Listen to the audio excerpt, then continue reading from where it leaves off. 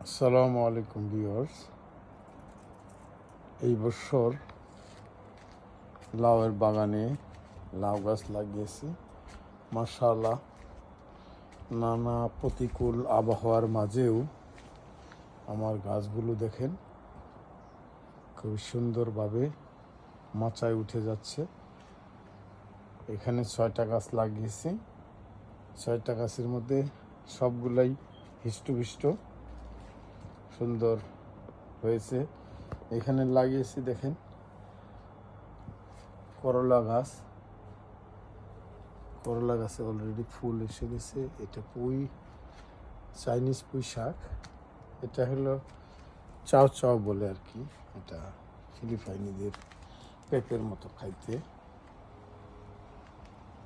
সুন্দর। এটা স্ট্রবেরি, সাথে কচু শাক আছে। আজকে আমার লন্ডনের সবজি বাগানে কিছু অংশ আপনাদেরকে দেখাচ্ছে। এটা সিম গাছ, মাশাআল্লাহ ধীরে ধীরে সিম গাছ উঠে যাচ্ছে। এখানেও লাউ গাছ লাগিয়েছে 2টা।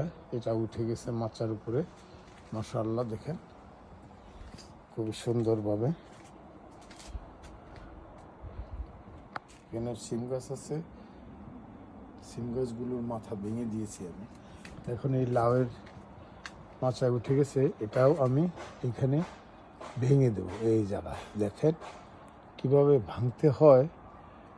এই এটাকে বলে 3G কাটিং বলে, সেটাকে আমি কীভাবে করি দেখেন। এখান থেকে গোড়ার থেকে নিয়ে 13টা পাতা যখন হবে এই জায়গায় ঠিক এইভাবে সুন্দরভাবে, আপনারা নিশ্চয়ই দেখতে পাচ্ছেন, আমি দেখানোর চেষ্টা করছি। এই জায়গায় ঠিক এই দেখেন, এটা এইভাবে ভেঙে দিছি, মাথাটা ভেঙে দিয়ে দিলাম। এখন এখান থেকে কুশি হবে, কুশি হয়ে ডালপালা সরাবে।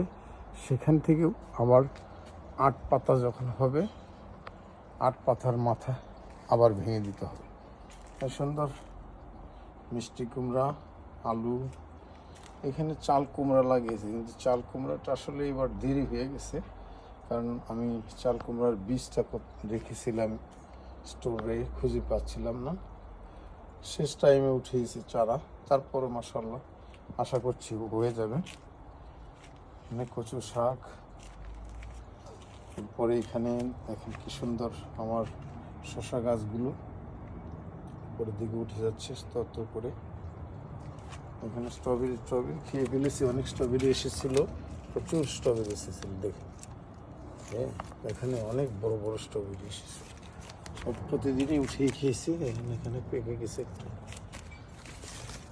স্ট্রবেরি, কি সুন্দর। এটা হলো কি বলে এটারে, আমাদের দেশে বলে এটা ভাইতা শাক। হ্যাঁ, আপনাদের কি বলে জানি না। এখানে পুদিনা পাতা আছে। এখানে মিষ্টি কুমড়া। এই মিষ্টি কুমড়ার অনেক বড় হবে, অনেক বড় হবে। এখানে দেখেন আমি পেঁয়াজের খোসাগুলো ভিজিয়ে রেখেছি। এই খোসাগুলোর যে পানি আছে, এই পানির থেকে সেকে পানি নিয়ে এটার সাথে পানি মিশিয়ে এখানে দিয়ে দিই গাছে।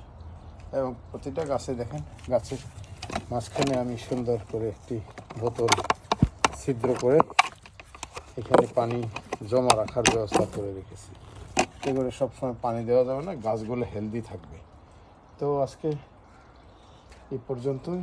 ভালো থাকেন, সুস্থ থাকেন।